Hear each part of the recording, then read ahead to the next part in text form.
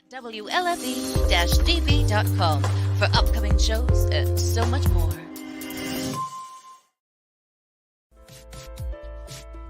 Hey everyone, it's Tuesday night again. You know what that means, don't you? It's time to join Mike and Kristie for another episode of Where's My Sage? A show hosted by a psychic medium and a guy on a quest to find Bigfoot. Who would have thought? Together, they will take you on all sorts of adventures, and not with lots of different people. Kristie even gives readings. It's time to sit back, get up and get ready. You can't sample the universe sitting down. Your hosts are waiting. Come on, let's go!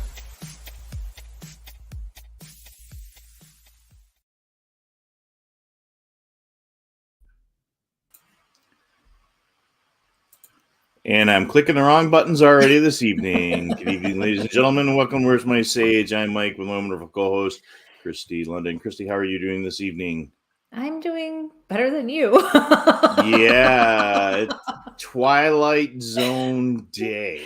Are you okay? No. You're actually making me feel sorry for you today, even though you're ornery. Yeah, it's been a very funky day. All right, you're allowed to have funky days. You know, technology and I are definitely not here. Well, Every one of my messages and everything seems to be going to some sort of spam folder instead of where it's supposed to. Had a friend text me multiple times in the last 24 hours. No, it went to my email, not to my text messages. That's so weird. That happens, especially like with my sister sometimes. I'll get an email from her and you can tell it was a text. And she's like, how the heck did that happen? I don't know. You're asking the wrong person. Yeah, like called and yelled at me like, you're not answering the messages. Yeah, boss, I know. But it's that way. All my important messages are all going to my voicemail into the spam folder. It's just been the Twilight Zone. Sure, so, we'll go along with that for you. No problem. Yeah, well, okay. So, yeah. I got your back. Yeah. Been one of those days. So I understand. It's all right. So what else is going on? How was your Easter? Easter was there. You know, got together with family. You know, Good. Watched the snowstorm sun, whatever it was here in Western New York, because can't figure that out. Found some really cool new streams and creeks and places I want to go jump into the woods. So really beautiful places. Yeah. Reach for the stars, man. Yeah. I'm not jumping much soon, but you know, we're going from there. Yeah. But let's see, you know, hello. Just click Lovely on some ladies. hellos here, and hello. Slowly coming in here. Just coming in. So yeah, we had we did an adventure on Friday. We did an private investigation, and you did it to me again. You know, I did nothing. I'm innocent. You proved your abilities again on me. You know, Kristie walks in this house. She's not there 3 minutes and goes, "Where's the fire?" And the homeowner kind of looks at us and goes, "There's been no such thing as a fire in this house." And I'm like, okay. We go through the whole house, saw some really crazy anomalies with. Explain though too. This is a very, very, very, very old house. Very old house. I was going to wrap around to it, but yeah. Okay. So, what?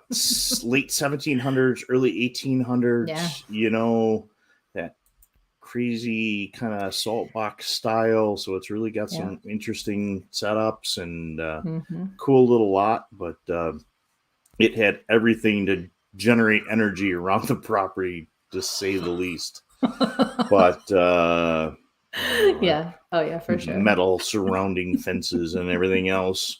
But I had a flashlight do some really weird stuff, like just keep penduluming back and forth when I left it down on the ground. And talking to one of my techie guys today, there's a whole thing about aluminum and different metals doing some interesting stuff. What? Aluminum. Oh, there you go. Okay. Yep.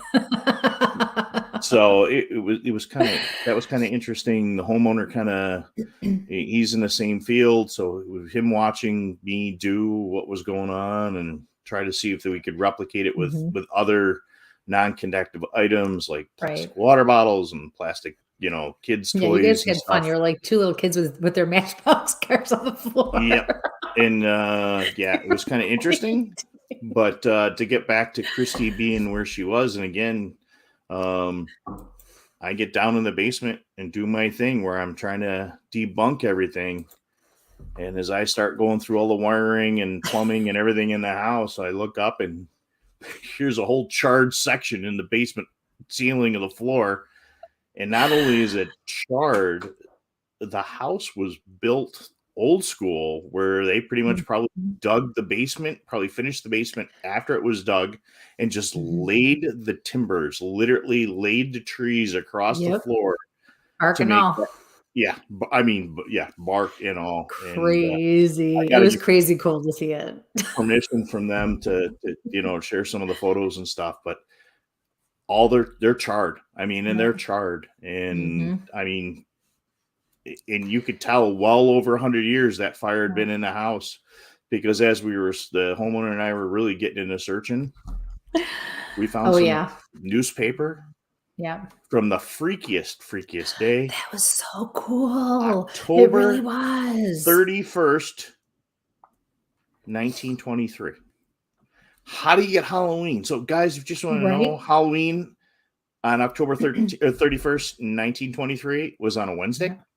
In the newspaper, the company was there, but it actually, the paper was singed and it was just crumpled up and it was stuck right up into the corner. And, inside. Yeah, it was so cool. It was really neat. She did it again. I mean, literally, like, I'm screaming. She's in the middle of doing something. I'm like, get down here right now.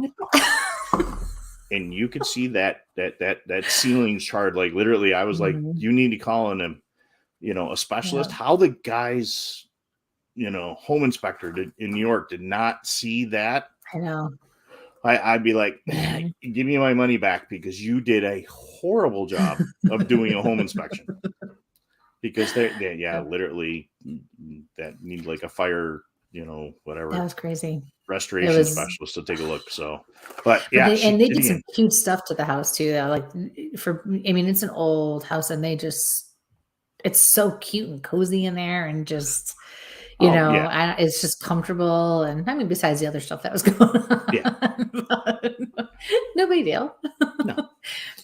But you know me, I got to go in and debunk stuff. And when I walk in and I see that, I'm like, I can't do it again.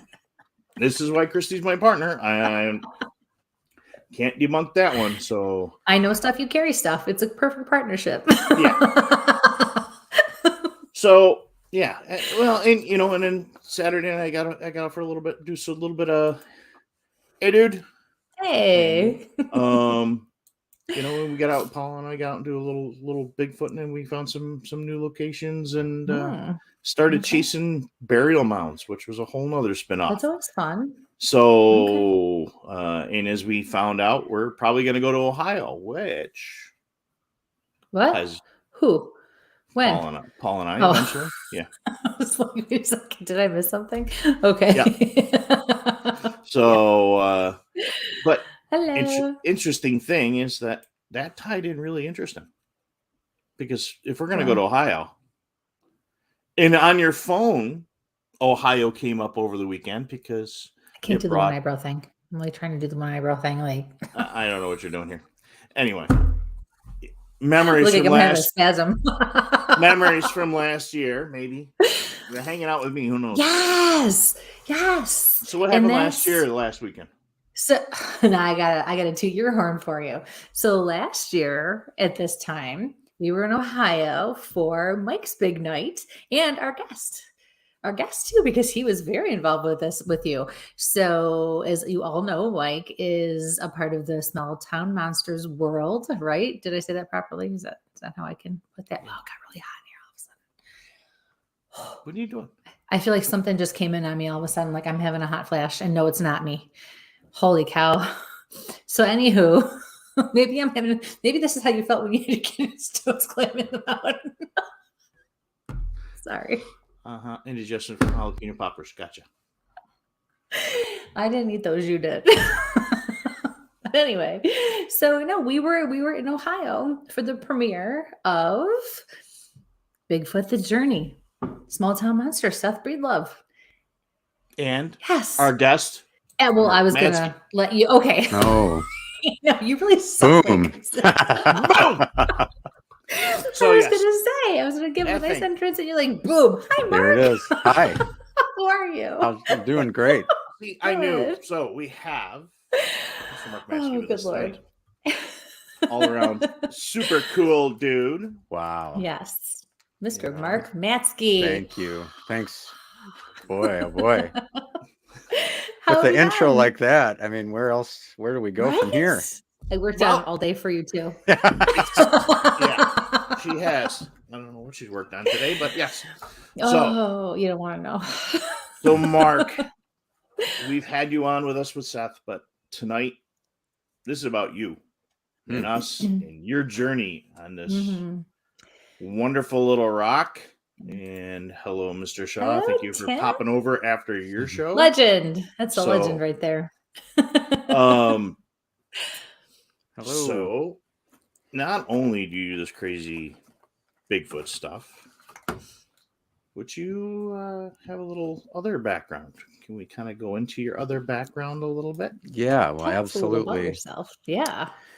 Well, I mean, all the time when I'm writing intros, or being asked how to introduce myself, I mean, somewhere in there is the fact that for 24 years at this point, I've been involved in full-time pastoral ministry at congregations in Ohio, at various congregations. And, not a day goes by that I don't kind of sit there and say to God in prayer, are you sure you wanted me to do this? Of all people?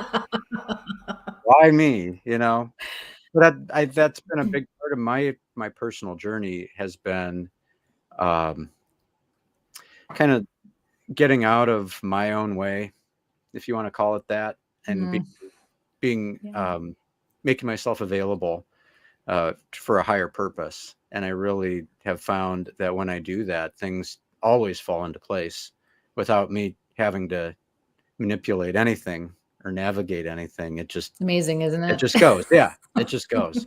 I know. And what I've found also then is that some of my other interests bleed into my ministry that I do, from everything from being called to homes that are having problems as far as presence in the home that they don't know how to explain. That's happened to me a couple times.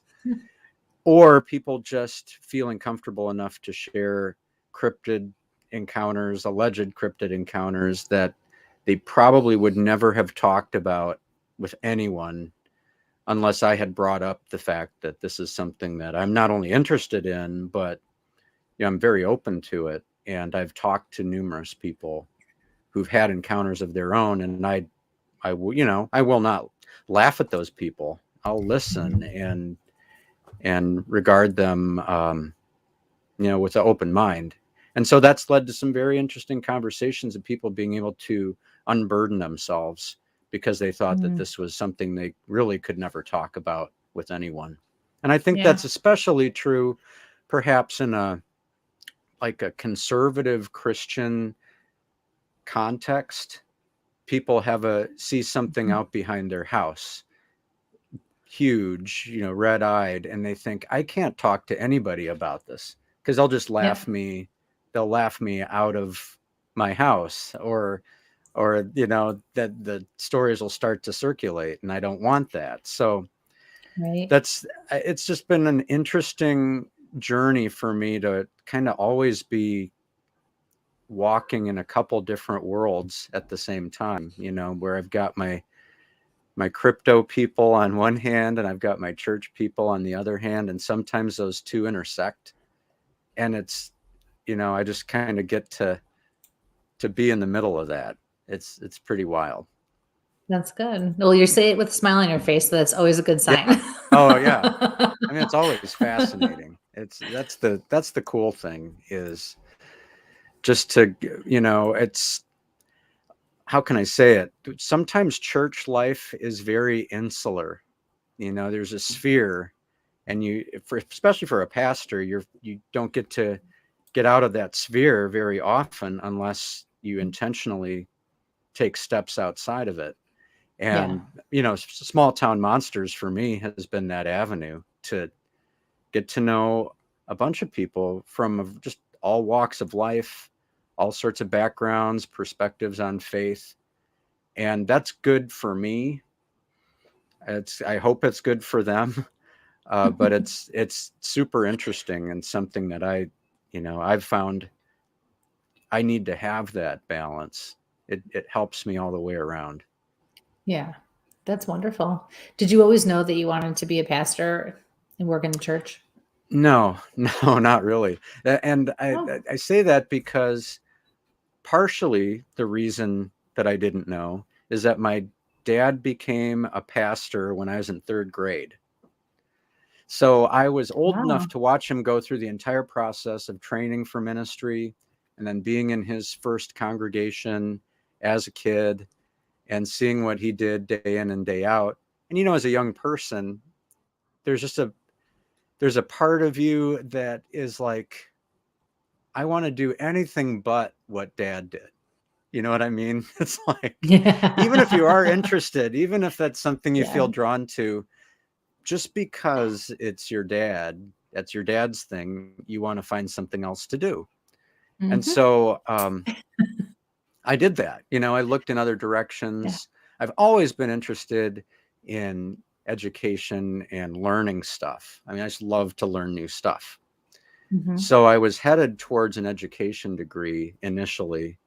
And I was about halfway through my undergraduate when some of my friends started to feel called into various avenues of service and ministries and so forth. And that more than anything got me thinking about my own path. And fortunately, I mean, what I've always been able to do, I guess, is bring sort of an educational element to my pastorship and, emphasizing teaching and learning and in the messages that I develop, trying to make them, having a kind of entertainment value to them so that you can slip in informational things and people will remember it a little bit better. And so I found myself using educational things that I've been taught how to do for the sake of communication.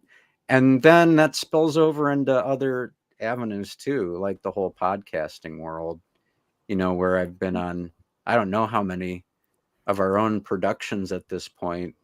And I always feel like I end up being sort of the teacher in the group who's done the homework and made the little outline on my index card. Yeah. I know it's hard to believe. You don't come off as the type at all. Not at all. But I just feel like that's what I can bring to that sort of, right. thing. Is it make it fun? I hope I make it fun, but also maybe tell you something that you didn't know before, or just say it in a new way that causes you to think. And if I've done that, I feel like I've been helpful. Well, I don't know, Mike, does he do that? Does he make it fun? Yes. Well, and here's an ironic. Is that the PC answer, or is that the or is that like he knows too much about you, so you got to be careful so he doesn't say anything else? This is the one show besides Worried About Myself that I know we don't have to have the explicit banner up there, but Joe, notices that you're, little typo there, that your Mark's age varies on the camera he's on in front of, and. And you mentioned you followed in your father's footsteps, and then I saw Andy was up above, and I'm like, I turned to look back, and I'm like, did you two swap out? So I don't know what you do, but I mean it is. It's kind of interesting. I'm like, you look 20 years younger here, and I'm like, did Andy jump in here? Wow, 20 years younger. Mark, you don't look a day over 25 to me. I don't know what they're talking about. You always look the same. I don't know. They're so rude. Ignore them. No, it's all good, Joe. I mean, but I've got my hoodie on tonight. Maybe that's it. Because usually, I mean, when I go and record Monsteropolis and well, usually it's Monsteropolis, or I'm in front of the camera for a shoot. I've come right from work. So I'm in my little collared shirt, and looking probably that ages me up a little bit. But I'm rocking the hoodie tonight. So maybe that's at least 10 years I love off. it. He says, I'm rocking the hoodie. I love it. Andy, what do you think about that when Dad talks like that? I know what my older kids would say. I'm 50 miles away, no smoke. Yeah. We have a group chat with the kids and everything. And just yesterday, I think it was yesterday. I think my son said something in the chat, and even my son-in-law's in this chat. And so I wrote back and I was like, I'm a whatever, right? And I spelled it the way the kids spell it. And I was like, brah. Yeah. And yeah. Ping, ping, ping, ping, ping. And they're all like, what? What? Did you just actually? What are you doing? Ping, ping, ping, ping. All like, yeah. That's funny. Awesome. Never stop. Never stop. No. Got to keep these kids on their toes. Right. That's right. But oh my goodness. You went from being the organizer and everything for your shows. Now you've got Andy kind of rolling that role. So yeah, the word we keep using is showrunner, and we're not just being sarcastic when we use that phrase. He really is. Oh, geez.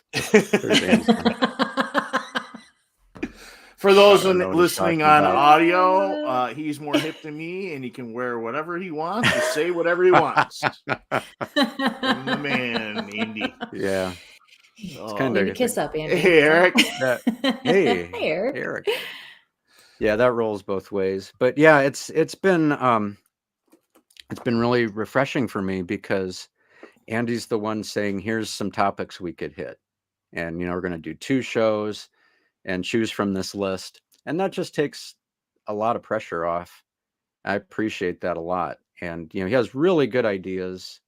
He is, Andy's really tuned in to growing our audience, and he's taking that seriously. I mean, he's working, he's a full-fledged member of the team at Small Town Monsters now, to a degree that I'm not, because he's there all the time. And, he's taking it seriously and really expanding what we do. So I appreciate that. That's great.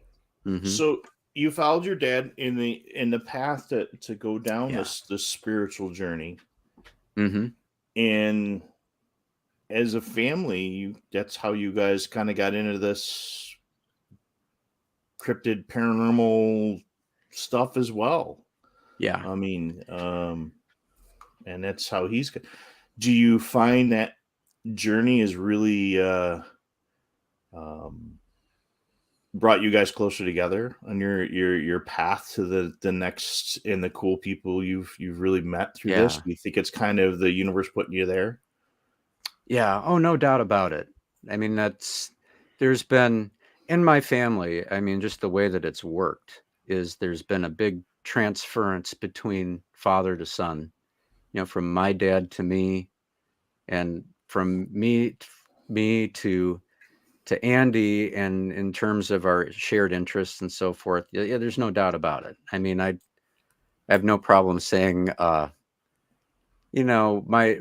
person that I've always aimed to be like in just about every way is my dad. Mm-hmm. I've just tried to emulate him. And in some cases, just straight ahead, rip him off. I credit my sources, but he's been very formative for me just across the board.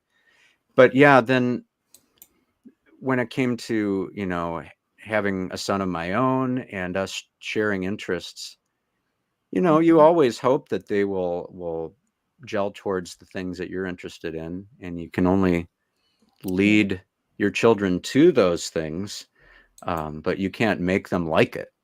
Right. And the thing frustrating. Yeah, I know.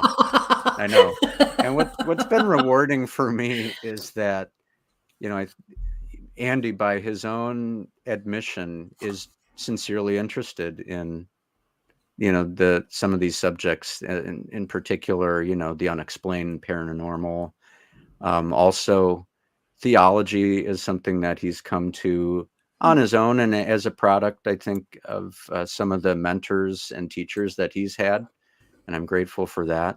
But I think it's just been, it's been an incredible thing. And I can't even say that it's been like a systematic program where I was putting him in those positions in order to cause him to have an interest, but it just was something that we always did. And when he was little, we lived 45 minutes from Salt Fork State Park in Southeast Ohio, which is just a good place to go hike. And it also has the added benefit of having a Bigfoot reputation.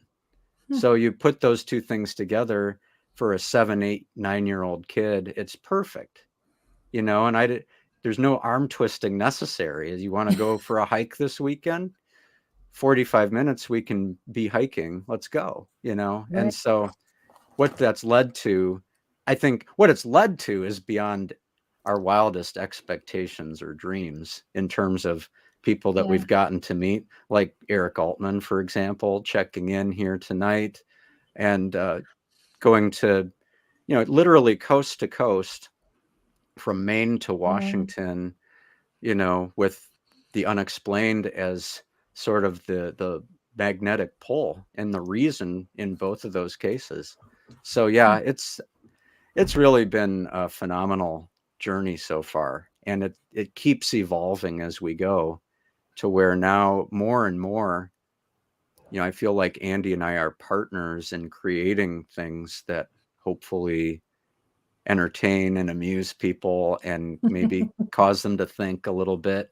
And certainly, as as hosts, there's a relationship that begins with the people that are watching you. Mm-hmm. That's a real thing.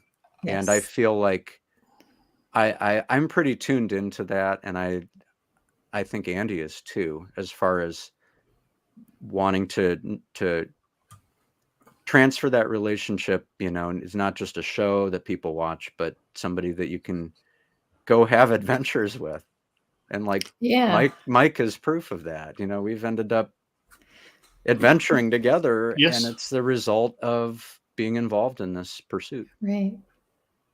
Yeah, it's a really neat feeling to do, like you said, to have some sort of an audience, because we're not necessarily doing it to have a gathering or a following. We did what we did because we loved what we do, who we are, and it was something cool we could share with people. And then, you're right. One day you have someone message you, or, after doing it for so long, the same people start coming on. And so you're able to get your message out there in so many different ways, on so many different levels. And they listen, and you're able to help people that way. And that's always, especially for me as a medium, that's the biggest, I want to find the biggest platform possible on my journey to reach people and help people, especially because, and same with you, with your sermons and things, you don't have to be talking to one individual person. Just like when I, give a reading, it doesn't have to be,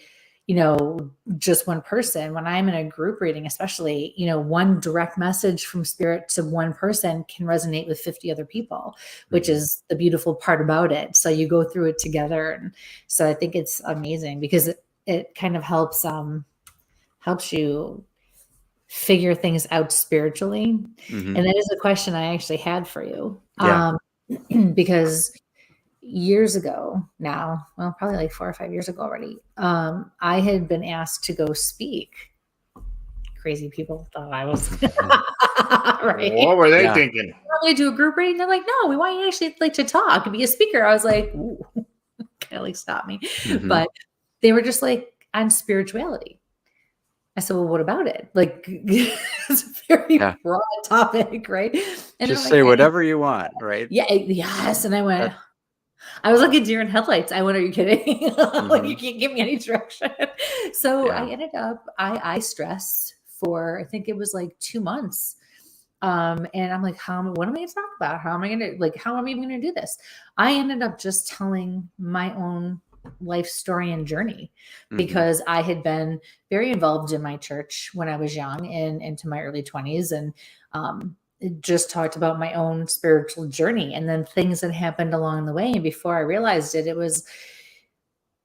that was all about spirituality back then. Now for me, it has evolved and obviously it's a part of it, but I would talk about it much more differently than I did then, but it's like it'll always grow and evolve. It's like that snowball effect where, this will be a little part of it, but in the meantime, we've now collected, as it's rolled down the hill more. So what do you think about all of that? Like, what do you think about the idea of spirituality with life and with what you do? Yeah, well, it's central, of course, the idea that, there's more to life than what we can see, that we can apprehend with our senses. That's not always a conversation you can have in the Bigfoot world, or you get painted with a certain brush. But I don't have to worry about that, which is kind of nice. One thing that you said early on, Kristie, was you have to love what you do, and from a sincere place want to be helpful to the person that's in front of you. And I've found that when it was time for me to really be challenged from a spiritual standpoint and answer a calling, that was instrumental in it, namely finding people to serve. And let me tell you, the way that the form that took as an undergraduate in college was one of the most profound experiences that I've ever had. Is they would take van loads of us. That's probably overstating it. 115 passenger van. I went to school in the Chicago area, down to the Cook County Hospital, the city-run hospital in Chicago. And there's a whole wing of their newborns section that were drug babies, crack babies. And in many cases, we would go and spend an hour and we would just hold the babies. And the whole time we were there, never saw a parent once. So these little precious little children were born into the world, born with, substances coursing through their veins and needed human touch just to be okay. And, the first time that I did that, I had all sorts of apprehension and fear and this and that. But when I got there and started just holding this little baby, that was the first step on a journey where, it wasn't about me at that point. It was about this life, this little life, and intervening in their life in a loving way, in a positive way. It's something that I tried not to miss ever. After that, the van went down once a week, and I've never forgotten that. People have asked me, when did you spiritually grow the most? What kind of took you from a perspective of head knowledge to a heart walk, or just a desire to help? And I'd say that I would point to that as like the first step. And just every day, we have opportunities like that to help people who can't help us back. Like those little ones, there was nothing they could do to say thank you, and that was fine. That was the way it should be. Right. And those who can't help themselves. Yes, exactly. Yeah, exactly right. So I say all of that, I guess, to say that that's been at the heart of my ministry journey is service. Yeah. Serving others is a surefire way to grow. And of course, from a biblical perspective, a biblical background, there are numerous reasons to do that. None of them having to do with making myself look good, or I'm not a better person because I go do this. Sorry, I thought you were going to say because you were rocking the hoodie. Yeah, right. I'm making shirts.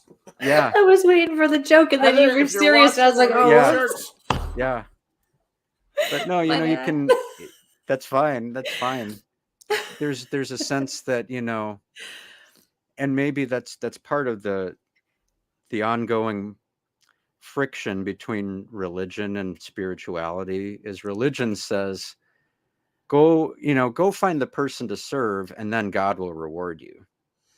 Or go find the person to serve, and at the very least, you can feel good about yourself for having done that. And spirituality, and when I think of that, I think of a deep heart connection to God and his son. Then I have a reason for helping that really doesn't have anything to do with me. And that's, I think that's the best place to be in. So yeah, so that's kind of where I'm at.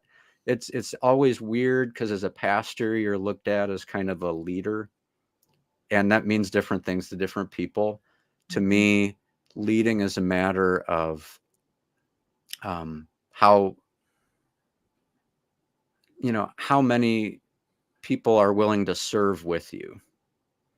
It's, you know, that it's oriented to service, and it's not about Sorry, Joe's mouthing off in the chat room again. Yeah.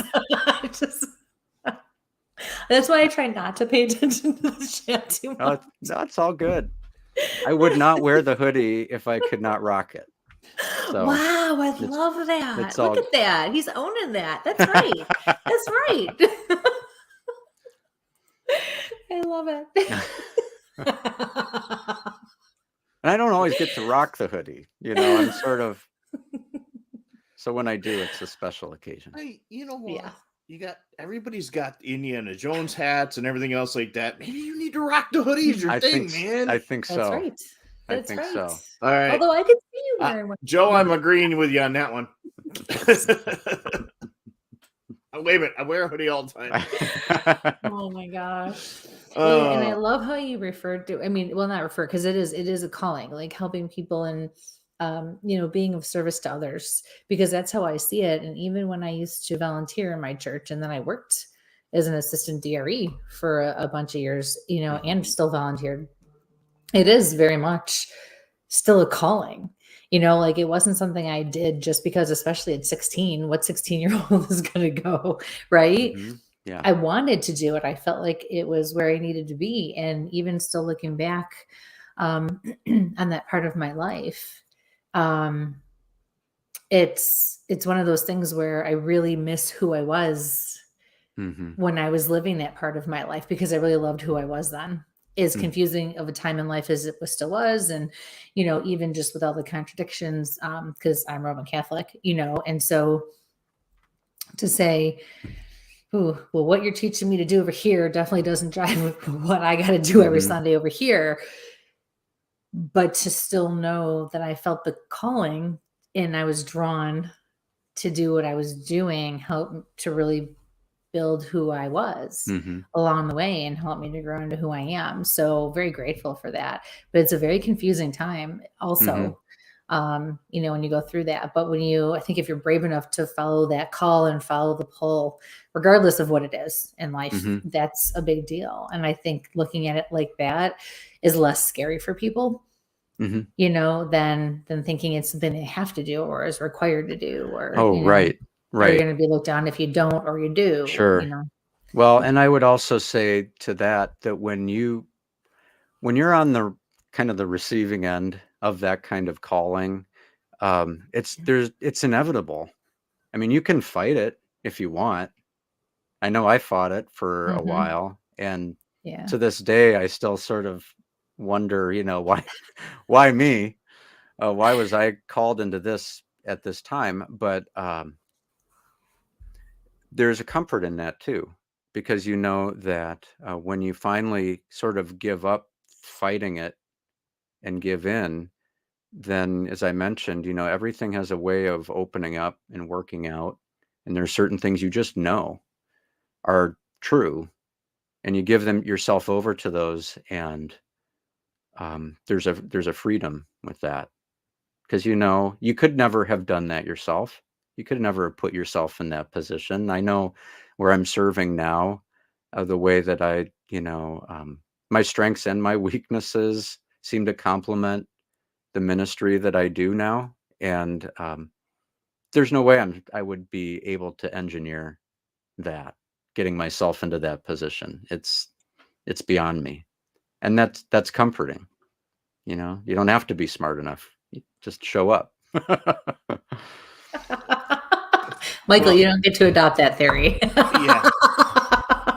Well, and I'm sitting here in awe over on this side, because the energy you're putting out, Mark, right now is absolutely amazing. And folks, please share this one right now, because the energy he's putting out is what we need right now.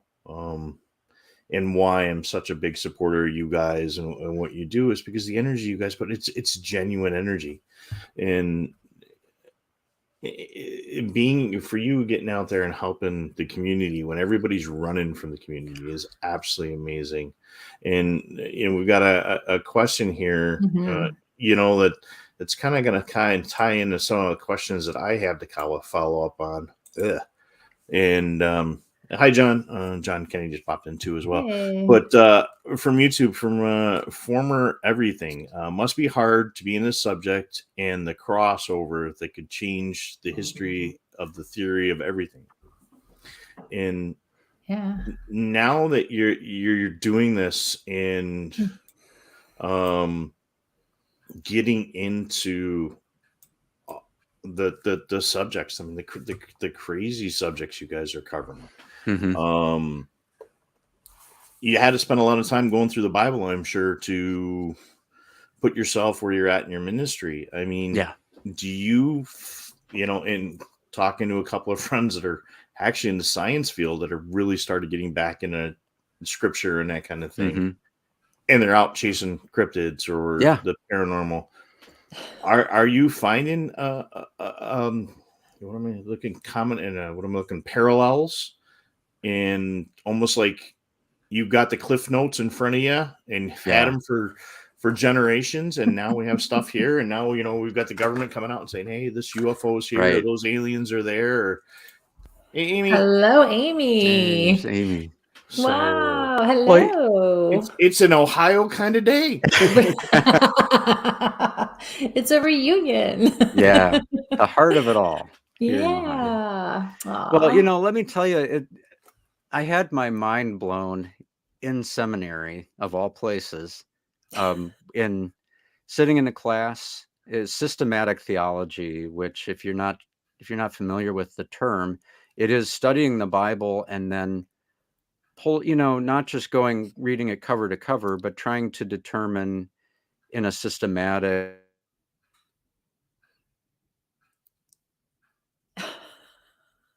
He froze. Oh, no. So maybe it was him. Oh. All right, let me pull him out and pull him back in. Mark. Uh-oh. We lost him. You got him on your end? No. I'm seeing what you're seeing. That's crazy. I'm going to pull him out and pull him back in. All right. Mark, try to reconnect if you can. So for you folks tuning in right now, we're trying to get our guest back, Mark Matzke from Ohio. We're really talking the spiritual journey, and somebody doesn't want us to know tonight what that spiritual journey is. But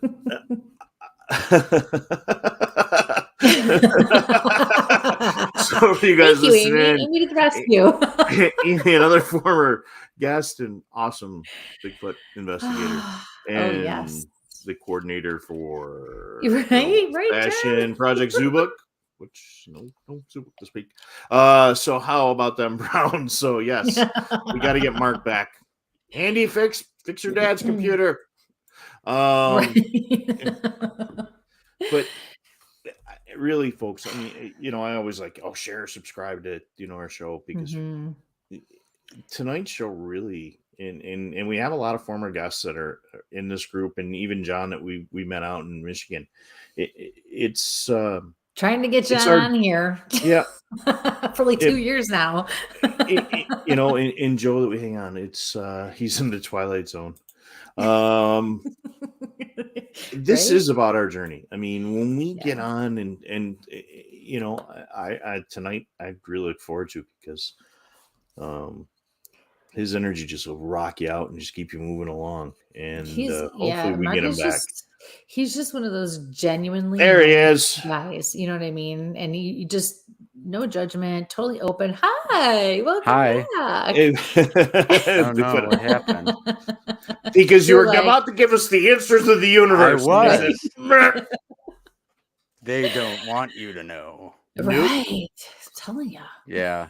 So anyway, if you want me to pick up there, I was in that systematics class. We were talking about, I guess you would say, the supernatural, the paranormal. And this teacher that I had, this professor, was a renowned Lutheran scholar, very well known, highly respected, and, as straight-laced as you would imagine a Lutheran seminary professor to be. And he started to write a list of books on the blackboard. There's still blackboards 26 years ago. And what's a blackboard? I know, isn't it? You get covered in dust, you scratch your fingers down. He was actually etching things in rock. It was quite interesting. On stone pallets. Yeah. But he said, here are some books. If this is a subject that interests you, check these books out. And at the top of the list was John Keel's Operation Trojan Horse. And I could not believe it. Because at that point, I had read Mothman Prophecies, but that was it by Keel. And so I just couldn't get over the fact that here was my super straight-laced Lutheran professor saying, go read some John Keel if you want to know kind of what this is all about. And I did. And it was hard to get your hands on a copy of that book back then. Now you can just go on Amazon and get it. But, in that book, Keel goes into his whole subject, kind of trying to distill down and historically what are some of the trickster type spiritual beings that keep interacting with people. And he, Keel, of course, pulls from as many different sources as he possibly can to kind of talk about some of these subjects. But I guess all of that is a way of saying that for me, it was kind of this implicit acknowledgement that there is, in fact, a spiritual reality that simply is there. And strangely, if you read John Keel and then you read the Bible, they are, in a sense, saying the same thing on that subject, that there is so much going on, and we only see, it's the whole tip of the iceberg image, really and truly, that what we're able to apprehend and sense and get our hands on is just a small fraction of what's really going on. And for me, that was a aha moment where, I was able to really harmonize my faith and my growing knowledge of Scripture with all these other things that I was interested in, and discover that they are both saying essentially the same thing, which is, the spiritual realm is a real thing. So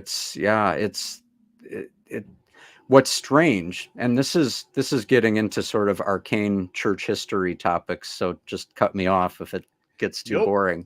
We're going down this path. Yeah.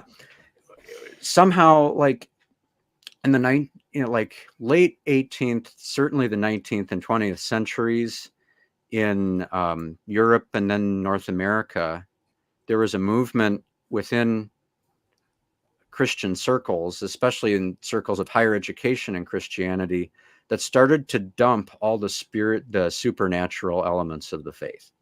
And this is called the historical critical method of interpreting scripture. And what they proceeded to do, and this was like at the university and seminary level, was say, we're all rational people now. We all know that science is real and true. Therefore, all these miracles that the Bible talks about could not have happened.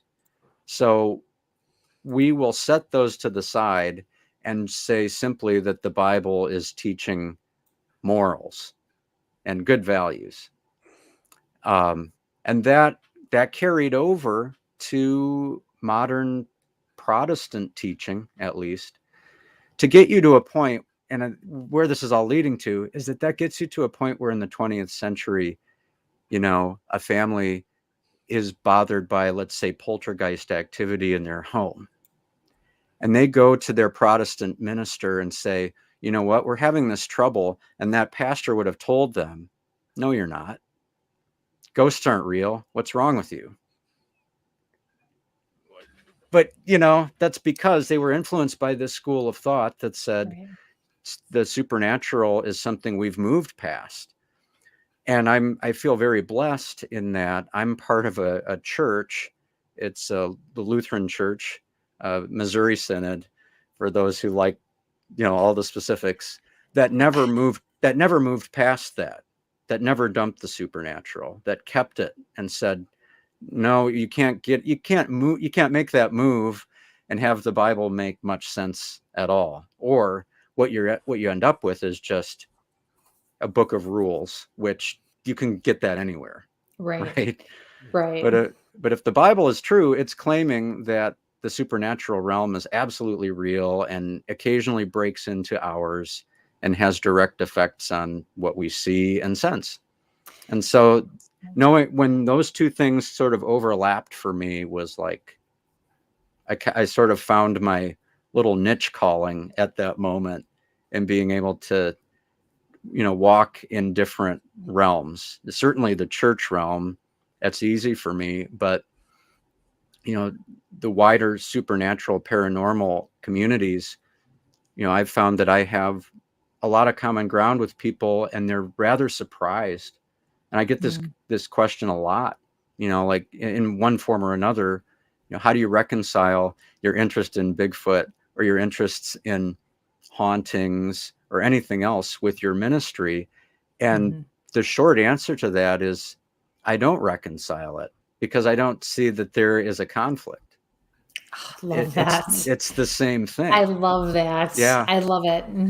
It's just the conclusion that I've reached. And that enables me to build bridges with people, which is where I feel, that's what I'm supposed to be doing. I love that, because sorry, Michael, wait your turn. No. Because when, and I've been very lucky not to really have to deal with people the way some others do, some of my friends and colleagues do, with being called evil and, having to deal with the radical religious people who come after you for this kind of thing. But a couple of times when over the years I've been called evil or been told I'm go against the Bible and whatever. I'm like, well, if you knew anything about me, that's just not even close to being true. But my answer was much like yours, where somebody said that to me one time. And quite honestly, I didn't know what to say until I just was like, came to my own reconciliation of, well, God made me and God doesn't make mistakes. That is my belief. So just like you, I didn't feel like there was a conflict, although I was taught there was conflict, so is there anything about religion that does still contradict or teach that makes you feel like you are maybe going against what you should, like, does the pull and the calling sometimes contradict what you were actually taught? Well, I think the one thing that Scripture does say that I'm very conscious of is that there can be spirits that for lack of a better term, can deceive. And to be on guard against those, there's, various litmus tests for those where, you can, having to do with, I think, the person of Jesus, that is sort of a flashpoint, right away. If you say that name into a situation, what you're dealing with. There certainly is caution. And as a pastor, I caution people in my teaching that on one hand, you should not think that supernatural doesn't exist, because it certainly does. If you're reading your Bible and you take it at all seriously, then you would be confronted with that fact. On the other hand, what, I want you to take care, if we're having that conversation, I want you to take care that you don't become more fascinated with the villain than the hero. And it's possible to do that. I mean, we all know people who are drawn to the dark side for whatever reason, and think that is going to be of benefit to them by, giving themselves over to a, full-scale investigation of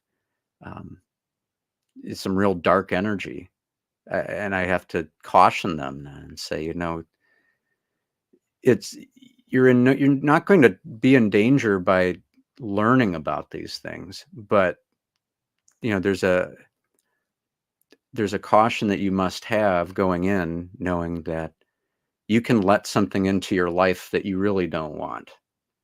And if you do, then it's not a hopeless situation. There are people who can help, but that's kind of where I come from on that question. And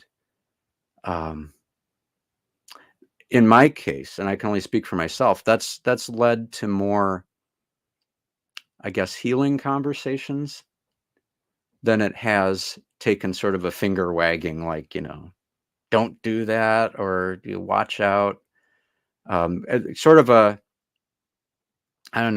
case study for that would be various Christian perspectives on Halloween. You have the churches who say it's all of the devil, and if you carve a jack-o'-lantern and put it outside your house, your soul is in eternal danger. Then there's the other side that says, if you're rolling with the big guy, if you know that God is on your side and that you go into every situation with his son there present, then this is all stuff that you can have fun with to a certain degree, and not have to worry about, am I unleashing some dark portal into my home? Right. There's balance there. Okay. We are at the top of 9 o'clock hour. So we're going to take a quick commercial break. So if you guys want to run, grab something to drink, hit the bathroom, please tune right back in. Please like, share, subscribe. I think I did the technical thing, but please share this topic, because tonight's show is really, and I've got some questions to keep going down this path, because I got my notes over here. That was right. Mike's way of saying, Kristie, I get the next. Well, no, your questions to yourself. and we've got some comments, and stuff like that. So I want to come back to Amy's. Absolutely. We've David I hope that last answer that Mark had about, what does the Bible have to do with it? And it's just, there's so many things that really we really can get into. So let me do a quick commercial. So if you got to do that quick run, please take that quick run. I got to go back to my other button there. There we go. So we'll be right back. WLFE-DB.com, where you can find vodcast shows, podcasts, and more, like Where's My Sage, Inside the Drag Closet, Across the Pond, Paratalk Radio, Just Cindy, and more. So go check out WLFE-DB.com, where talk radio is a whole lot better. Our shows are your shows, and that there makes for a great talk radio. Hey guys and dolls, this is Casey DeVille, the better half of DeVille Inc., Baltimore, Maryland. If you're ever in Baltimore, stop in and see me and Tony. Invisible Bree, 5920 Eastern Avenue, Baltimore, Maryland, 21224. Give us a call if you're in the area, 410-400-9641, or look us up on the web at DeVilleInc.com. DeVille Inc., where we specialize in you.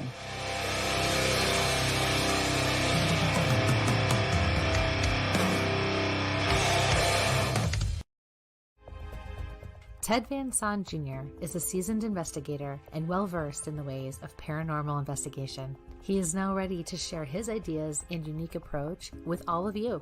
Flashlight, recorder, and comfortable shoes. Hit the ground running as you follow this easy step-by-step guide to a fun and thorough paranormal investigation, perfect for first-time and lightly seasoned investigators. Think outside the paranormal box. Learn all about the technology and techniques used back in the early days of paranormal investigation. You can find these valuable resources online at Goodreads, Barnes & Noble, Walmart, and Amazon. Get yours today.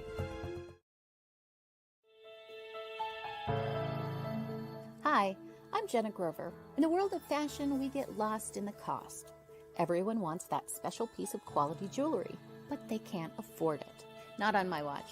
I sell handmade quality jewelry for a fraction of the price, and that includes jewelry made of sea glass, natural stone, crystal beads, glass beads, Bigfoot jewelry, and more.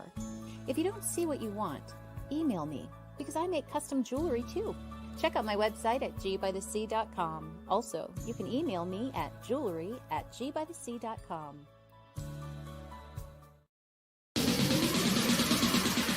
You're listening to WLFE DB Radio. Now, back to our program. All right, I hung up on my side there for a second. I don't know what happened there. So, all right, you guys left me notes. So let's go back to Amy's comments. I'm looking at our private chat, guys, and they got me all confused there. You know, it doesn't take much to get Mike lost off on the other space there. So, No comment. You know, from Amy, this is such an up my alley topic. Thanks, Mark. I grew up Quaker. 100% agree with you. This I personally am interested in physical Bigfoot, but as far as the supernatural world, I mean, so a couple of years back, I sat with a Catholic priest, and I was asking him about, you know, dealing with nasties in the house and stuff like that. His answer to me was move, but in special cases, he had a guy in the back room, you know, to pick up in case of glass and send him in. He had a guy. He had a guy. Don't worry about it. I got a guy. The guy was, man, it was awesome. And I gotta give him a call again because I happened to be there for work, and I don't know how we got on the topic and stuff like that. And he's just like, yeah. He goes, I usually tell people to move. They shouldn't be there because I got a guy. There's a guy. Yeah. You know, and I could just see this, you know, and he's there. He's got 3 or 4 other priests with him or something. I got a guy. And I'm just waiting for him to pull up in the long limo or something. And right. Know, with like I always say, the super soaker's full of holy water. But for your team, I mean, what do you do when you get that phone call, you know, in the middle of the night from somebody that's really knows that something's moved into the house? It just doesn't seem right. You know, where do you suggest, or do you have a suggestion? Yeah. You know, because there's so many different, you know, looks at things for different denominations. Yeah. Well, I'll just delve back into my own personal experience. That's happened to me twice, where I've had people call and say, we have things happening here in our home. And they're really bewildered and, you know, of course, frightened about what's going on. And in my case, I mean, at that time I was very, very young pastor, really a student pastor at the time. So my supervisor and I went over to the house, sat with the family, listened to them, and had them tell their stories to us. And what we did in our case is go room by room and just saying, you know, simple, uncomplicated prayers in each room. And we didn't have holy water per se, but we said some prayers over water that we got out of their tap in the kitchen, and used that as a type of means to pray a prayer of cleansing in the home. And in the first case that I'm thinking of, it evidently worked in the sense that they weren't troubled anymore, and they were having, at least there was one violent interaction in that home where a person felt they were pushed down a flight of stairs by an unseen assailant. Been there, done that. Yeah. And they said after we were there and went through their home in that way, they were not bothered anymore. We were called into a similar situation a couple months later, a completely different family, different house. Did the same thing there and really never heard back one way or the other. But in that case, they were experiencing some, I wouldn't say standard, phenomena, because I'm reluctant to say standard in any situation like that, but things that I had heard of before. Now it's on the Travel Channel. Exactly. Yeah. Yeah. Listen, my part was not scripted. Okay. Yeah. So there's without being too, I think my personal viewpoint on it is there doesn't have to be a guy in the back room. There's a verse from scripture that says the prayer of a righteous man availeth much. And I think that what it comes down to is that simple reliance on God, calling him into the situation and saying, please help, is always going to be step one for me. And I've never personally experienced something that goes beyond that. Well, did you experience anything in those two situations when you were in the houses? The only thing the only thing like that I would say was, as we were sitting there talking to the young mother, who had most of the activity was centered on her. Her young son, and by young, I mean like no older than 3 years old, was kind of playing around her knee. She was seated and he was kind of bobbling around there. And so after we got done listening to her various stories, naturally we said, well, let's begin with a prayer. Okay. So we started praying. And the moment that we started praying, the child reacted like it had been pinched or poked. It just poor little guy let out the most blood-curdling scream that you've ever heard. I mean, it chilled me right down to the bone. I'm getting goosebumps just hearing you talk about it. Yeah. That's just insane. Yeah. Yeah. And very dirty. Yeah. And not you, I mean, that's the kind of stuff that can happen. Yeah. No, right. Protect and being stubborn Lutherans that we just kept praying. We're like, that's not going to bring this to a stop. So we just kept praying, and the poor little guy wailed the whole time through that first prayer. And as soon as we said amen to that first prayer, a calm descended on him, and he never reacted like that again. And we went on through the rest of the house, and there were no other sort of manifestations of any kind. But I will never forget that. You know what? Ever. You don't need, with children especially. I mean, when they are not capable, when they are so young, it's a natural reaction to something. It's not them picking up on what you're doing and playing off of that. Poor little guy. That's awful. Yeah, that angers me. Angers me. And in those situations, you can't let it anger you. You have to, like you said, you have to keep going, and you have to be able to just keep doing what you're there to do. Right. And keep your composure, because then it feeds off of. Yeah. So before I go with my follow-up, Liz had one. Thank you for watching out for us. would it be possibly an example of such a simple prayer for a house cleansing? Oh, well, sure. It can be as simple as just your own thoughts on the matter. What I would tend to do would be to pull in a relevant passage from Scripture, but just off the top of my head, it would be something no more involved than, Almighty God, we ask your blessing upon this family that resides in this home that you've provided.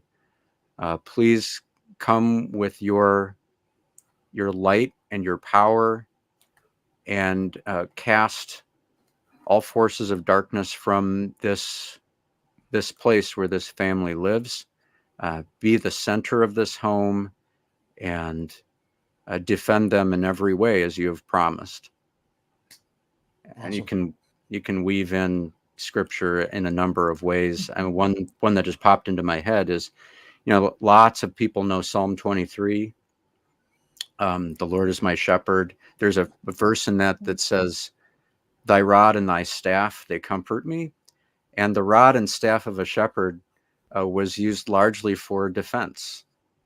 Like if the predator comes to threaten your flock, the rod, you would get rid of the wolf. Yeah. Right. Yeah. And you could, in those moments, if you don't have time to throw a prayer together, you can just claim, Lord, defend me with your power. Yeah. Yeah, because that's what it comes down to, right? It doesn't matter. I mean, honestly, at the end of the day, because everyone's culture and background and religious beliefs are different, Liz, it's, our higher powers are obviously God, but anything you believe in, because you have to go with what you believe, because you have to have that power behind what you're saying and the intention that you're putting out there. Because if you don't, it won't work. And even when we go to cleanse houses or go to help a family, it's, it is in their best interest and ours to know what we're walking into as far as their belief systems go, their culture, because I can walk in with the holy water and do everything with the best of intentions from my end of things. But if they don't believe in what I'm doing, because that's not how they do it, then it's not going to work. So we work with them we kind of like bring the higher powers together, I guess you could say. All the positive energy together. But yeah, like you said, you can just simply put your intentions out there, and just whatever comes to your heart or your head, go ahead and just offer that as well. Yeah. And what you say there, Kristie, is so important, because, we get to leave. We get to go home. They have to stay in that situation. So they have to have a basis of faith, a basis of intention, as you said, because they're going to be dealing with whatever happens next. And hopefully it's nothing. Right. It's going to be on them at that point. Absolutely. And they're, you have to be careful, because, it's not that I'm against people cleansing their own house or blessing their own houses. I mean, you can just walk in and move in and there's nothing going on, and you can bless your own home, or, residual energy, you can cleanse it just to keep things clean in that respect. But if you are having an issue, it is not always the smartest thing to do, because you could get my ticker ready, piss whatever is there right off. And then you're like Mark just said, you're in for a world of hurt. And I was good. Are you kidding me? You should get your ticker ready. I'm a little slow tonight. Over there. I was good. But it's true. And like you said, we get to leave, but you don't. So if you're having an issue, I highly recommend that you call somebody in your area that can maybe come and help you or guide you a little bit more directly with your situation too. Just keep that in mind. But a regular cleansing and things like that. Yeah. Anything that pulls from your higher power, and anything that's positive, really, that's what it comes down to. Positivity, love, togetherness, just community. Well, okay. Go ahead, Michael. Like you both said, is that, it's energy and stuff like that. And Mark brought up, the miracles and stuff like that. Yeah. Folks doing energy healing right now, which has been picked up by major healthcare facilities. It's the hand touch. So the hand touch has been done in church for millennia. Is right there. So you said you were into Mothman back in the day as you're going through. Yeah. how many comparisons have we had to angels in Mothman, and what's your thought on that kind of thing? You know, especially if you're in Chicago now, and we've got all our friends that are doing all the research, and you know, to tie in some of the films. You know, yeah. Well, it's the phrase that John Keel, I think, sort of invented to get at some of these ideas was the ultra-terrestrial. You know, kind of to separate that from extraterrestrial, as in aliens from other planets visiting us. He was talking about a more of a spiritual reality, I think, and heavily implying in his book, Mothman Prophecies, that Mothman could have been a kind of a harbinger, forewarning in a very strange way, because it was hardly a clear way, but forewarning the community of Point Pleasant that there was going to be this Silver Bridge disaster. Now, the interesting thing is that, you know, the word for angel derives from, in the Greek, it's angelon, which is angel. You can hear it in the word, and it specifically means messenger. You look at situations, at least in the New Testament and in the Old, when angels show up, they are there to deliver a message. They do other things too, but the point of departure, of course, is like in the New Testament, their messages are really direct. I mean, they're unmistakable. Like, I know you're a virgin, but you're going to have a baby. You can't misunderstand it. Pretty on the nose. Excuse me, what? Yeah. Right? Yeah, I know. Right, Dicker. Yeah. For Mothman, as far as I know, nothing that entity did signaled that a disaster of that magnitude was going to happen. It was only afterward that people could look back and say, you know, it's kind of seemed to be building up to that. But the fact remains, if you want to take that as a harbinger, I suppose, you know, you could read that into what that entity was about, especially then when you take that into the more, and some of the films that Small Town Monsters have done have implied this, that there have been other disasters where a similar Mothman-like creature has been sighted before, or during terrible circumstances, the Chernobyl disaster being one of those. So all of that is to say that does seem to square with what John Keel thought, which was that these things almost like to toy with our expectations and kind of bother us, but that they're bothering us to get us ready for something worse, which is a really troubling thought, you know. And I think that's why Mothman creeps people out more than just Bigfoot or the Loch Ness Monster, because there's not that same sort of warning element to it, or sort of fearful element. You know, Mothman seems like there's more behind it. And then, of course, the way Keel writes that book, you know, he's actively trying to get the reader into sort of a paranoid state of mind with all of the weird phone calls and the men in black and everything else. And he does a great job of it. I mean, it's an incredible read. And I'll go back and read that book every so often just because it's fun to read it. But those are some parallels, I think, perhaps between the two. Both of them seem to be bearing a message in one way or another. Interesting. Awesome. Amy's got another follow-up. Wasn't it Billy Graham that compared aliens to angels? Maybe extra and ultra-terrestrials are the same thing. And I mean, that's what we're seeing more and more lately is more of that stuff coming up, and more money getting dumped into, you know, defensive posture of something coming. Yeah. You know. Well, you know, and I think people are surprised to learn sometimes that churches have had theological conversations about these things, to the degree that, you know, theological position papers have been written on if and when aliens show up, should we baptize them? And it sounds funny to say, but that the papers are written from a sincere place. Like what position would they occupy in all of creation? And I know that there have been, because we've gone into this topic somewhat on Monsteropolis. So the image is in my mind of a survey that was done at one time, I think in the late 90s, early 2000s, asking members of churches kind of across the board, and maybe members of various faiths even. So Muslim, Jews were included in this survey, major world religions.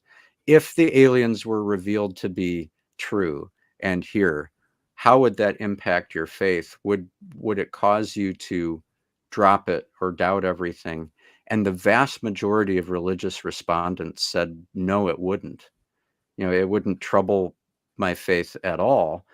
In part because, the existence of aliens somewhere else in the universe, there's nothing in any faith that I know of that would say, oh, that's impossible. That can't be. I mean, if the universe is as vast as we're told, then, the possibility that these are created beings from somewhere else could be very much in play. Oh yeah. Well, sure. Billy Graham is one. There's a number of books that have been written on the subject that Amy is touching on there. And I guess that goes back to the subject of deceptive spirits. Certainly there's a school of thought, and this is probably where Billy Graham was coming from, that says that if the aliens show up and they say, okay, we're here, and we are in fact the gods that you've been worshiping this whole time. That was Billy Graham's sensitivity. He would say, watch out for that. And he'd say, I think he would make the point, and I would tend to probably agree with that as far as it goes, that would be a potentially deceptive move that was being made at that point. And that sometimes it's referred to as the grand deception. If you ever hear that phrase being used in religious circles, that's referring to the possibility that, playing on the whole ancient aliens thing, that, and you watch that for any amount of time, and it's, couched in questions, but the message is being sent that probably all the stuff in the Bible was really aliens and UFOs and flying saucers. And I think that's where you'd have to say, well, I don't know about that.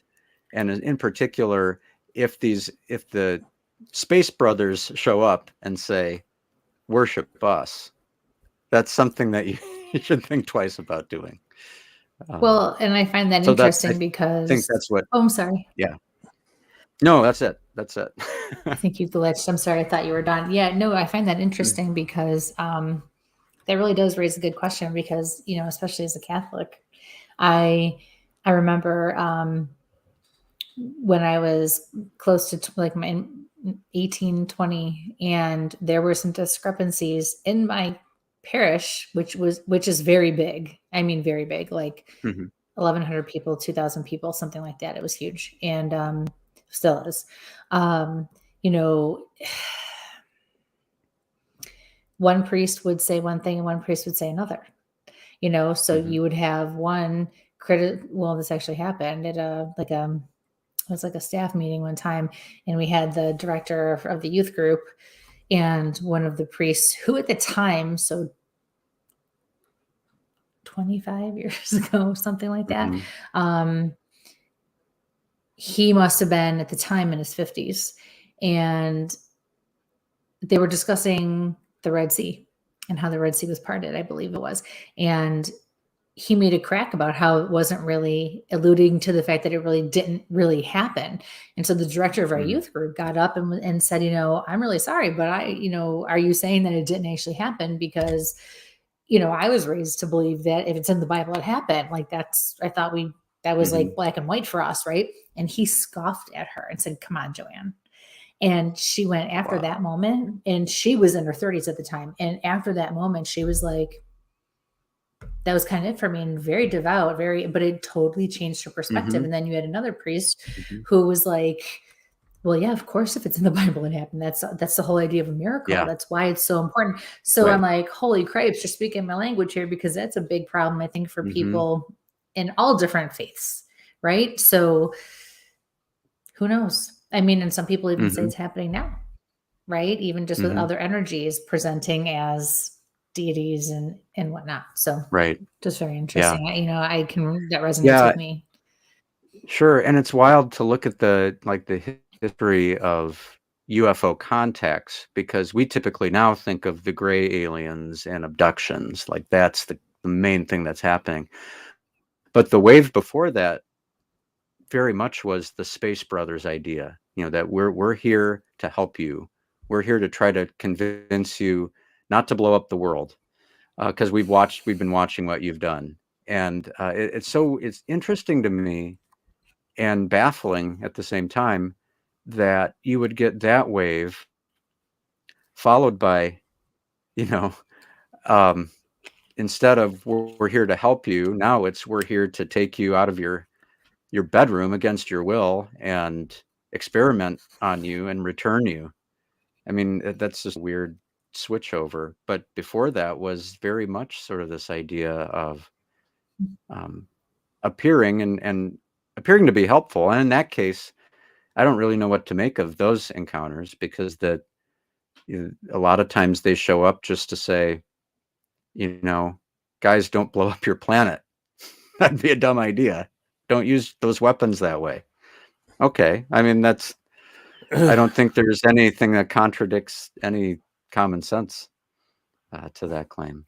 But yeah, at the bottom of it, like you were saying before, it's important, I think, just to be intellectually honest and say, in whatever church that you're in and you're leading, this is how we interpret Scripture.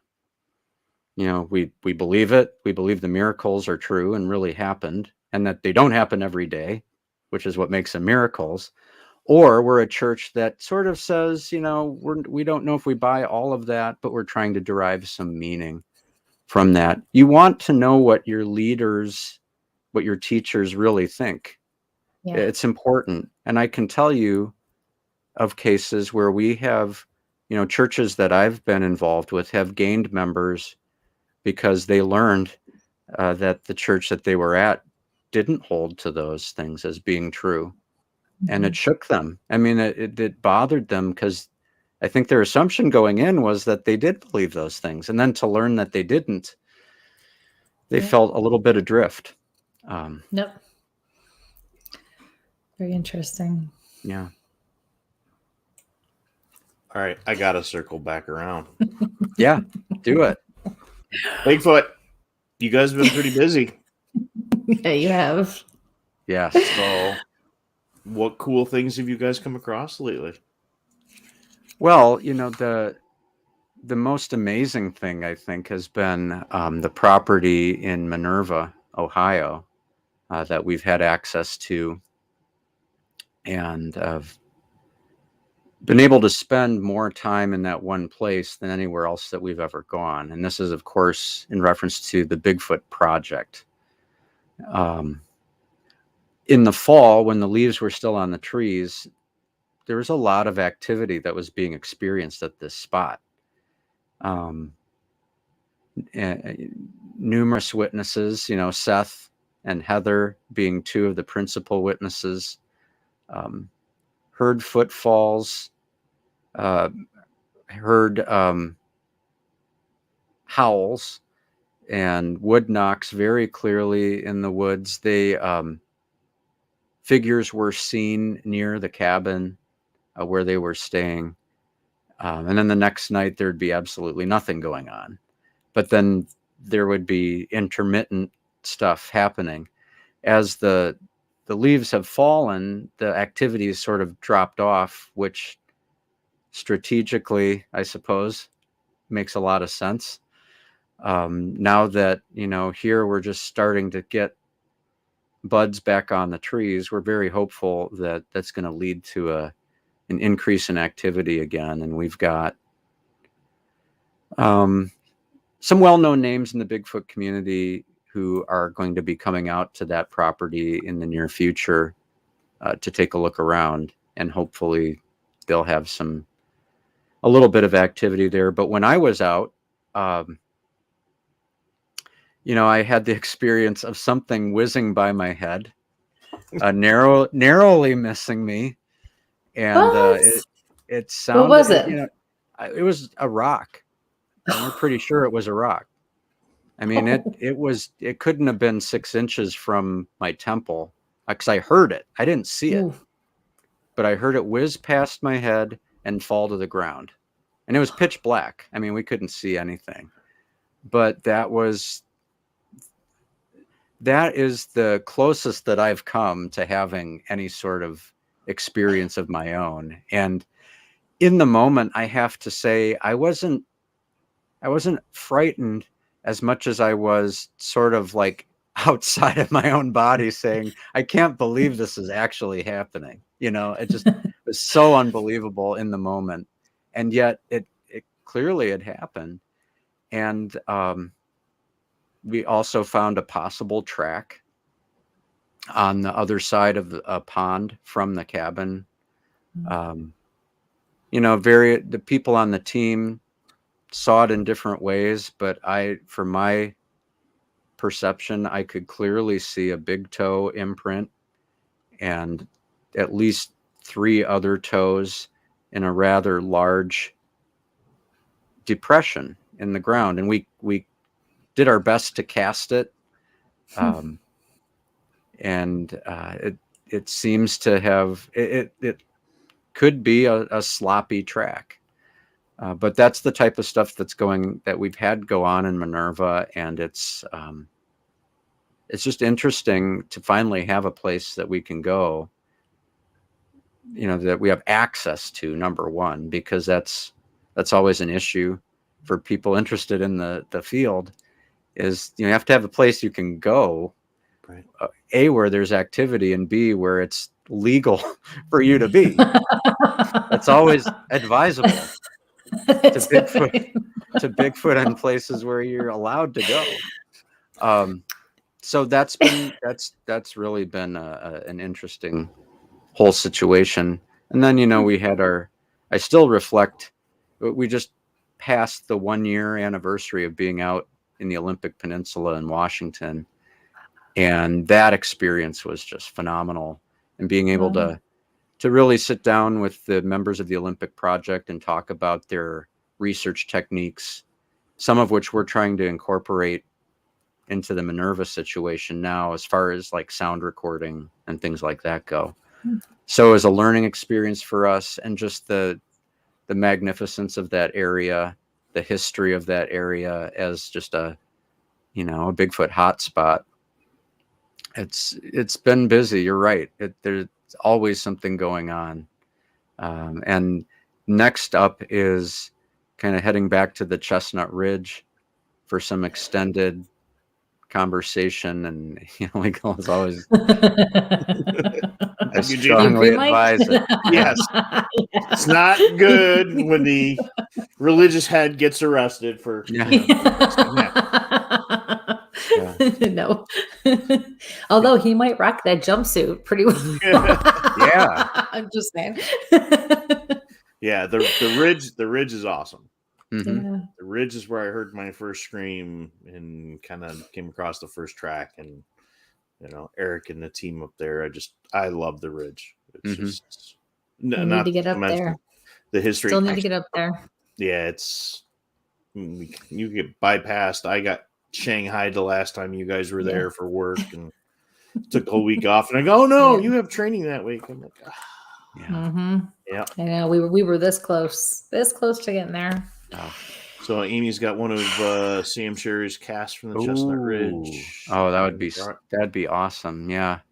I've yet to meet anyone who's gone to the ridge, even just just to go. They're not necessarily interested in any of the weird stuff that we are, but they go there and they love it. I mean, how could you not? It's absolutely gorgeous. It's a hidden gem, I think, in many ways. And like, I was just looking at pictures of Ohiopyle State Park today, and that whole area is just, it gets into your system. You know, you just want to go back over and over again, which the Ridge series is going to give us the opportunity to do that. And I'm really happy about that. I mean, you know, some of those interviews have already been conducted, but sort of our investigations, you know, it's just a place. I guess, you know, we got into that in the first film about it. But it really seems to be, there's something about the place. There's something about the location that is, attracts such a wide, vast array of strange things that just when you're there, you feel it. You feel different.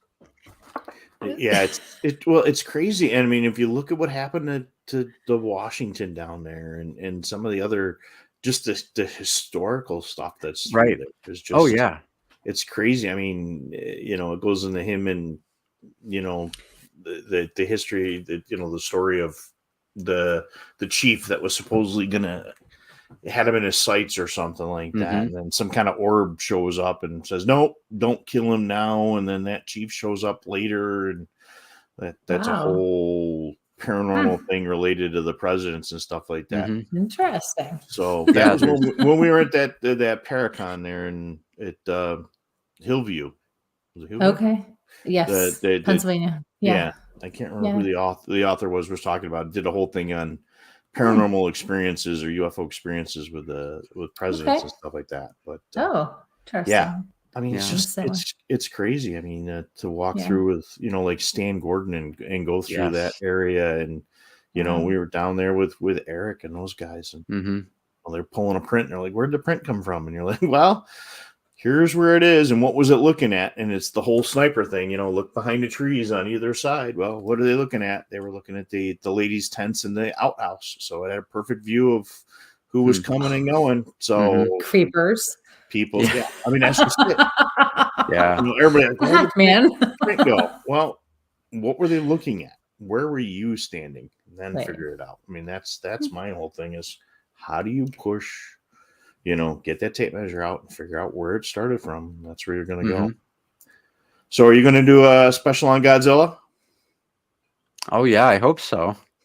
I had to get it in there. I know you're a huge Godzilla fan. I am. I just need to know if you guys are going to do a documentary on Godzilla. I mean, a documentary. You know? Well, it's possible. I mean, the thing is, we have gone, over a decade worth of there's a fan convention in Chicago every year called G-Fest, and they bring in guests who worked on those movies, people who starred in the films. They bring them over from Japan, and in some situation, like, we got so into it that there was one year that they asked my family, so my wife Sue and Andy and me, if we would take some of the guests to the convention down to the Field Museum in Chicago, just for fun, to give them something to do while they got stuff ready for the convention later that night. So we're driving. We just had a little Honda Fit, and so we're driving. The guy in the passenger seat was an American actor who was in a Godzilla movie from 1991. He played an android, so he's in the passenger seat. The guy in the back seat next to Andy has been in a number of Godzilla movies and Ultraman series. And it's just like, this is the craziest thing that's ever happened. And like, one of the other guys who was in that group went on to direct the Shin Godzilla movie that came out in 2016. He was involved with that, and had done Godzilla and kaiju movies before that too. So I say all of that in order to say that we probably could do a documentary on Godzilla, because we do have some connections there that we could probably work to. I was going to say, you got the resources. You're good. Yeah. But I just, you know, when we look at the the structure and the chase of cryptids and the paranormal and stuff like that. It's the places, it's locations, like you said, it's the journey and the people we meet. And here you have those folks in there. So it's part of your journey and how they look at things. And you guys as filmmakers and that, I mean, that's just it. It's the journey. I mean, again, get in a car with you guys going for burgers or climbing a damn, whatever floats your boat. I cannot look at you. I want to eat a salad with chicken today, and I'm like, oh, chicken. I can't. I haven't eaten chicken since then. You know, but it is, or our bond of kidney stones now. It's just where the journey we take, and go ahead. Well, the thing that what this is bringing up in my mind is that what matters most is that you take the journey, right? I mean, it's kind of like we all get these opportunities once in a while, and sometimes we talk ourselves out of them. But I've never regretted all the times that I've said, yes, let's go. And I think that's a message that I like to send when I have the opportunity, which is, if you're into these things, get involved, do it. Don't wait till you're ready or you think you're ready. Just go. Because you never know who you'll meet. You'll never know what things unfold for you, but they won't unfold for you if your sort of default setting is, I don't want to get involved. Absolutely. Get into it. I wasn't supposed to be on the investigation that we met on, and he wasn't supposed to go that night. So you know what? And look, now I'm stuck with him 4 years later, 3 years Those later. were definitely evil spirits that night. Never. No, it's so true though. It's so true. Yeah. But just to clarify, sorry, because you've mentioned Monsteropolis a couple of times. Tell everybody what that is, because I don't think we really addressed that. So I want to make sure people. And the other secret. Well, there's stuff going on for sure. We have Monsteropolis was the show that Seth and I launched after SasWhat folded up the first time. And that's been around for, I don't know how much, like 100 plus episodes now. And the sort of a revolving door of hosts. It's kind of fun in that regard, because you never know really who's going to be on from one week to the other.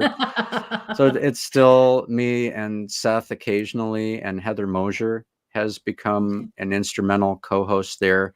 And Andy has actually co-hosted on occasion, although he's usually behind the camera. He's the one, because it's a video-based podcast too. So he's doing all that and editing it for YouTube and so forth. Nice. So that's coming out. That's a weekly podcast. But and that's been a lot of fun. The main difference between SasWhat and Monsteropolis is with Monsteropolis there's no rules. SasWhat was all Bigfoot. It's just Bigfoot centric.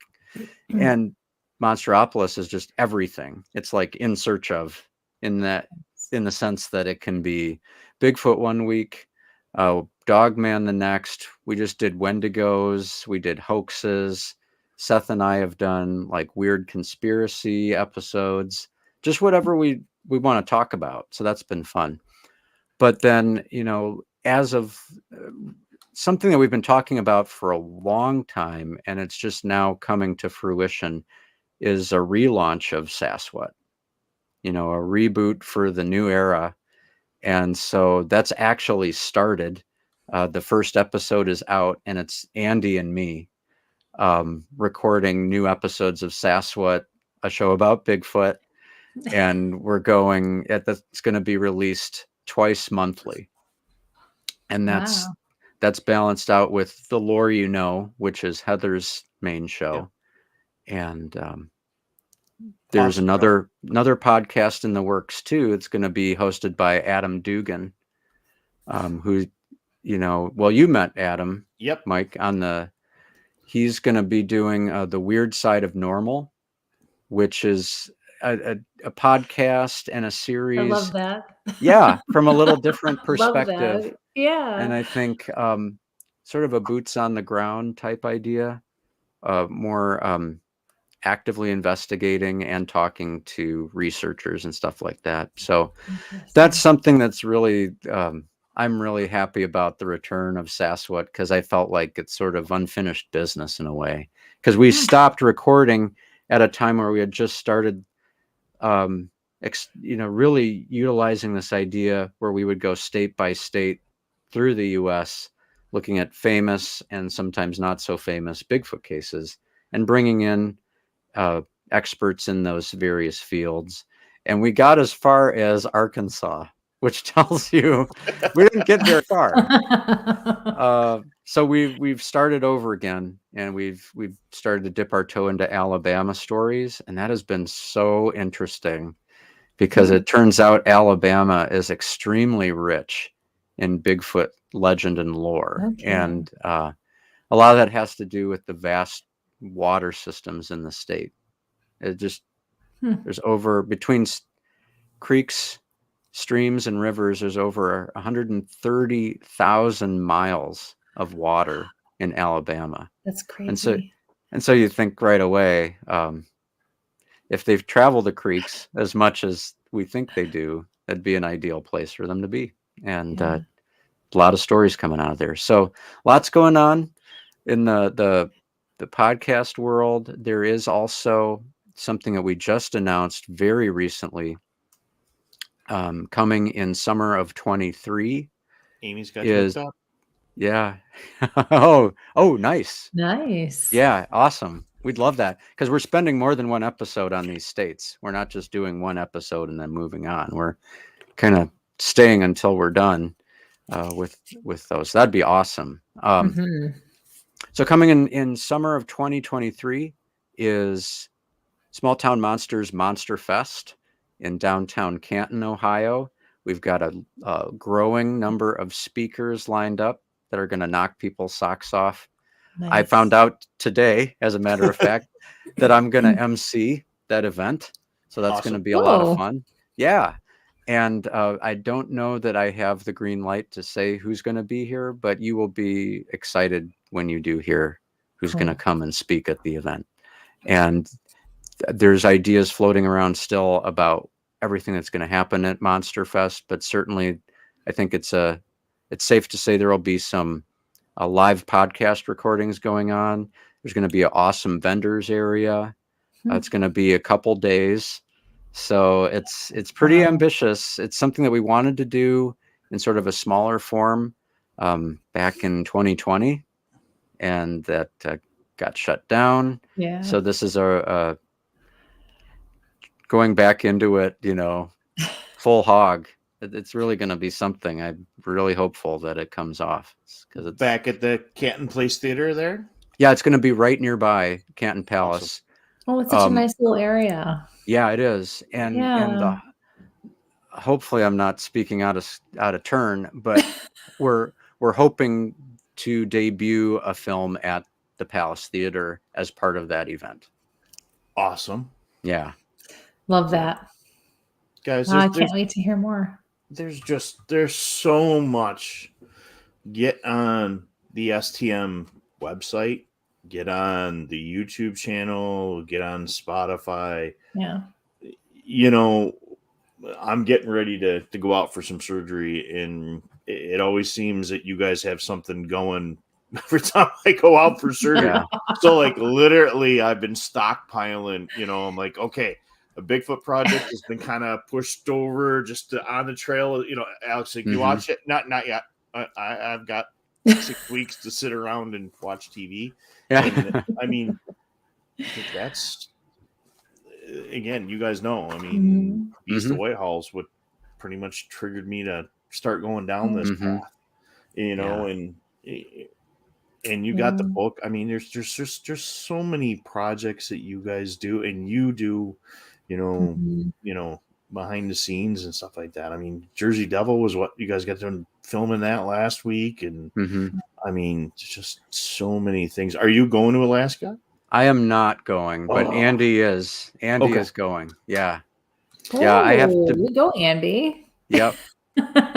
Yeah, I have to budget my time really carefully. So the length of time that they'll be gone is pretty much what shut the door for me on that. But I'll be involved with the Ridge. I will be going there myself. And there's also some travel plans for the next year or two that there's no way I will miss out on that. I'll just say that.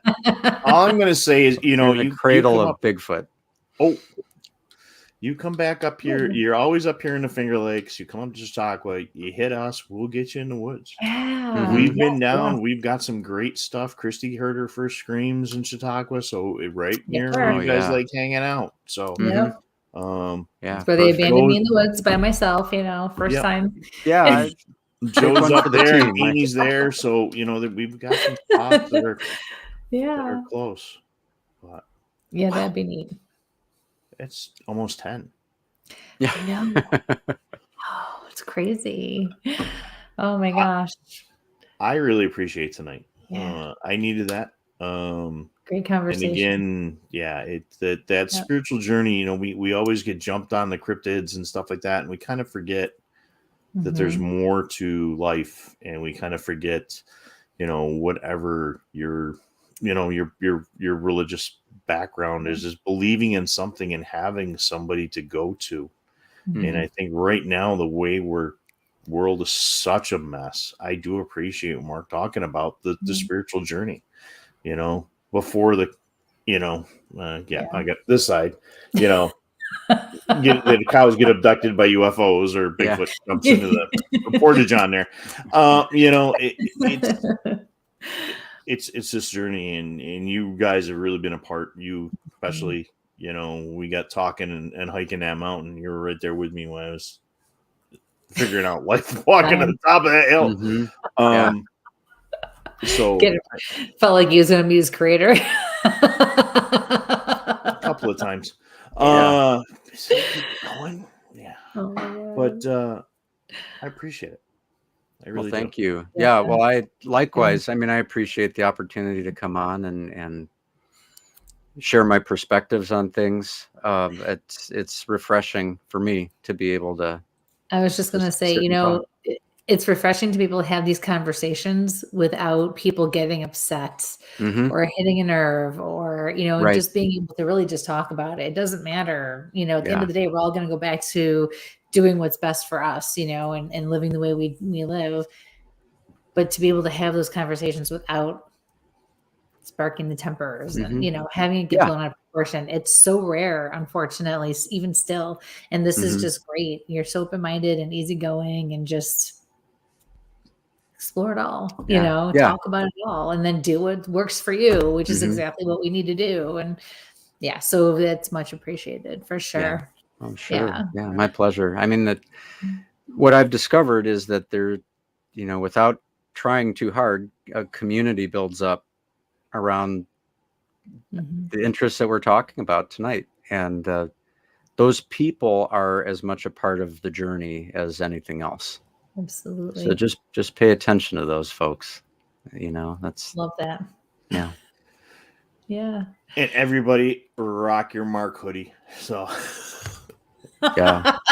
By the way, this is Vermont Lake Monsters hoodie. I should have said that to begin with. There you go. Got Champ in the house. Awesome. Champ in the house. So. Nice. I love it.